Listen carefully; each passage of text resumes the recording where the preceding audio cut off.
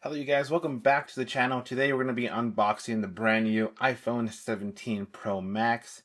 So I did get it from my current carrier, which is T-Mobile, and I've had them for many years. Obviously this video is not sponsored by them, but I just wanted to say I've had them. I got them directly from them. Surprisingly, I did not pre-order this year around. I just went to the store and just kind of kept my fingers crossed and said, hey, do you guys have anything in stock? And they said yes. I originally wanted the Cosmic Orange, but they did not have it. So I took whatever they had in stock. They actually only had 4. So this is the deep blue version 256 model, which is pretty nice. But actually, let's tear up this tab right here. And here it is, iPhone 17 Pro Max. Like you see, I've already used it for a couple days now. I just wanted to show you guys kind of an unboxing review of it, which is very cool color, I think, in my opinion. Which I do like how the blue shows up on here. It's very nice. I don't think I... Oh, never mind. I don't think I would have liked the orange, to be honest, in my opinion. I don't think I would have liked it. So let's just put this phone here on the side for now, and let's see what's inside the box. So you pull this out, you basically get the charging cable C to C, no longer with the bricks. So you no longer get the charging brick in the box, of course. Put that aside. You also get some instruction, kind of manual things. We tear this open, let's see what you get. So just instructions, and also you no longer get like all the big, like what you used to get before when you pulled it out, all the instructions, how you use it, this and that. Now you actually get this. So now you get this in the box. You no longer need a physical SIM card to activate this phone. Which of course, these phones no longer have physical SIMs in the box. You put that away, and we'll jump in to the iPhone 17. Let me try to clean this off a little bit. But it's very nice. They switched over to aluminum now, or aluminium, as some people have corrected me, which is pretty nice. I do like the color of it a lot. It's such a nice phone, to be honest. The camera looks different this year around, in my opinion. Kind of looks weird.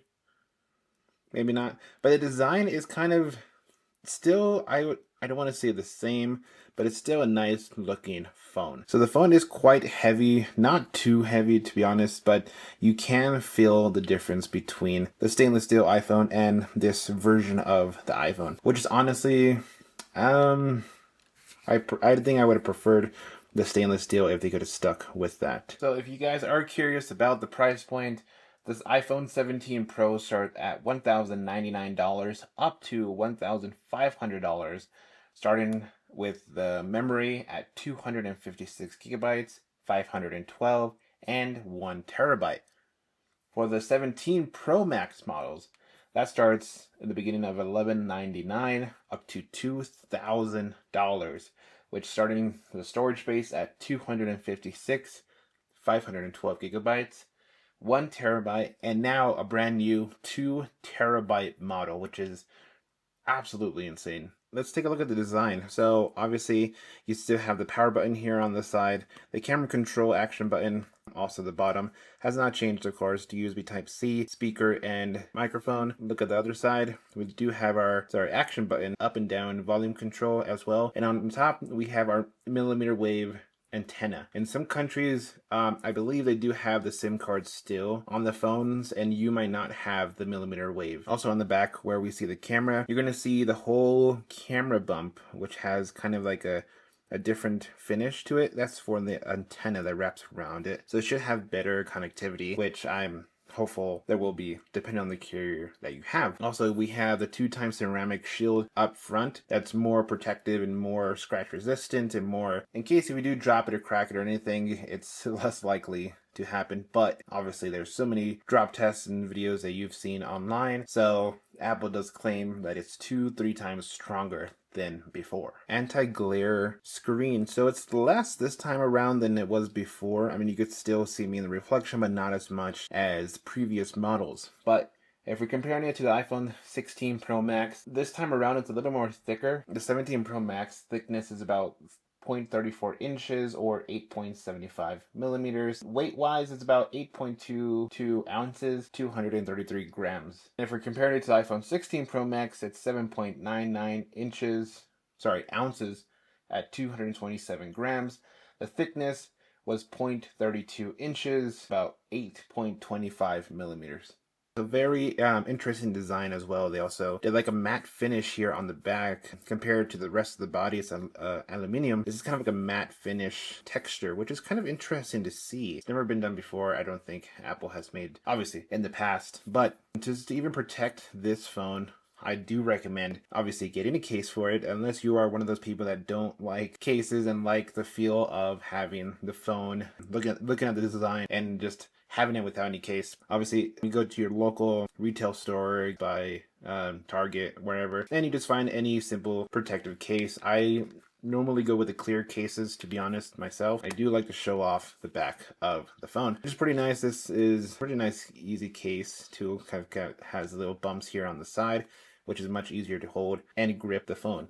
Also, I bought an accessory because I don't like holding it down here where my pinky is, so I did buy one of those new MagSafe pop sockets that just stick on the back of your iPhone. Easy to take off and on as well. It just snaps right on. If you don't like it, you can always take it off, but it's there if you need it. So for the screen display here on the front of the iPhone, of course, we're looking at, for the iPhone 17 Pro, display is a 6.3 inch at 2622 by 1206 resolution at 460 pixels per inch. The iPhone 17 Pro Max display is a 6.9 inch at 2868 by 1320 at 460 pixels per inch. We'll just talk about the new cameras here on the back, which I'm super excited for and can't wait to use. You get 3 brand new cameras. You got the telephoto lens, the standard lens as well, and the ultra wide lens, which is very cool. They're all 48 megapixels. They've pushed the LiDAR detector and the flash and the microphone here on the side of the edge of the phone. The video quality, it supports up to Pro RAW video and 4K up to 120 frames per second, which is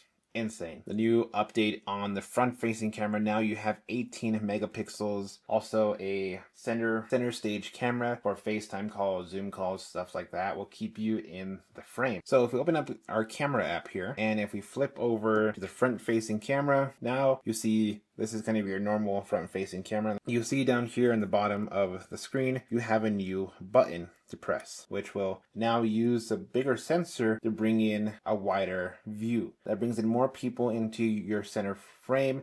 It will also detect people in your frame, so it'll automatically do it for you if you tap on this little icon here on the top, this little figure right there. If you tap on that, you could always turn auto zoom as well, or auto rotate. Center stage can zoom in and auto rotate to fit everyone in frame. So I'll currently turn that on just to have it automatically do it for me without me having to press this. Another neat thing about the front facing camera, if we open it up here and we go switch over to video and we swipe up to get the options down here, if you hit on dual capture control, we'll just turn that on right now, it's recording from both cameras, from the front facing and the back camera. So if you want to record something or comment on something, you could definitely do that live, which is pretty cool. You move this around as well just to get it out of the way. If you do move it down in the bottom, you see your controls kind of pop up to the top, so it's easy for you to reach and move around. Don't think you'll be able to change the picture in frame, which is pretty nice. Is that now they have this feature called PWM.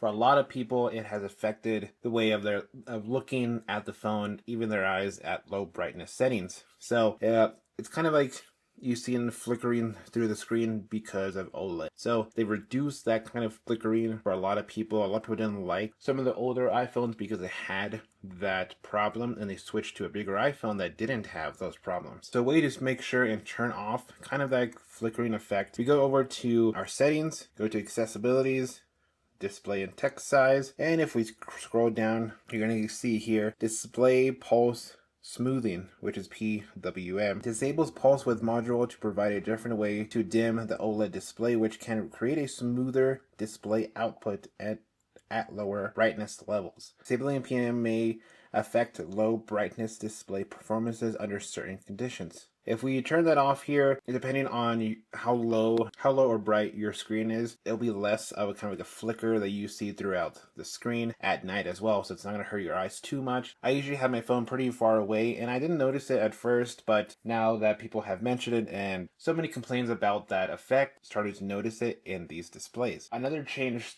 this year around the new batteries that are built into the back here of the iPhone 17 Pro. The iPhone 17 Pro has a 4,252 milliamp hour battery. The iPhone 17 Pro Max has a 5,088 milliamp hour battery. You are going to notice on iPhones that do have SIM cards, you have a smaller battery built into the phone because of the SIM card. So this year around, due to performances as well, Apple has new chips into the new iPhones now, the A19 Pro chip, and for the iPhone 17 Pro Max models, the RAM is much bigger at 12 gigabytes of RAM. Also, on the back of the iPhone inside interior, they have a now vapor chamber, which will kind of cool down the phone when it's too hot. I haven't yet tested it out yet. I know the big application that does heat up the iPhones typically is Lightroom, Photoshop. My iPhone 16, actually my iPhone 15 Pro Max got super hot very quickly because it does a lot of processing. I know that's one of the apps that does overheat the iPhone a lot. So I will have to test it out in a later video, how Lightroom handles all that workload and see how quickly it's cooled down. But I have noticed when I'm watching YouTube videos or kind of like surfing the web, playing games, it does heat up sometimes, but it does cool down very quickly due to that vapor chamber on the back. So besides the iPhone having the new cool antenna here on the front or on the top of the phone, it also has a new N1 chip built into the iPhone, so better connectivity when it comes to Bluetooth and other devices such as AirTags. So we're gonna do a quick speed test on the iPhone 17 Pro Max using Wi-Fi and cellular. Right now, I'm currently on T-Mobile's home internet, and so I'm going to do go and see where it gets us. Let's see. Oh, that's pretty high. Normally I don't get these speeds normally. Wow, that is very good. I have never gone over 100, so that's pretty good. I mean, I only have 2 devices connected right now, but that's pretty good for T-Mobile's home internet. So let's just jump and take off Wi-Fi, and then we hit go. Now we're just using cellular. So that's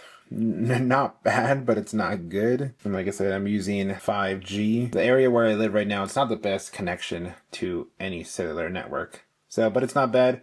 Wi-Fi, like I said, it's running pretty good. With the N1 chip built inside, it has better connectivity when it comes to Wi-Fi and cellular, depending on your area, of course. The iPhone 17 Pro Max has performed, and the battery life is absolutely amazing. I haven't yet charged it. I charged it this morning just a little bit, 10-15 minutes, and I'm up to 71% as of this morning. Like I said, battery life has been improved a lot in my opinion. Coming from the iPhone 15 Pro Max, I could probably finish the day off at least 20%, which is pretty good. It's not bad. I could probably just charge it the next following day to 95%. But the battery, like I said, it's so good. The performance is absolutely amazing. And I do like the design now than I did with the stainless steel, because the stainless steel had more sharper edges.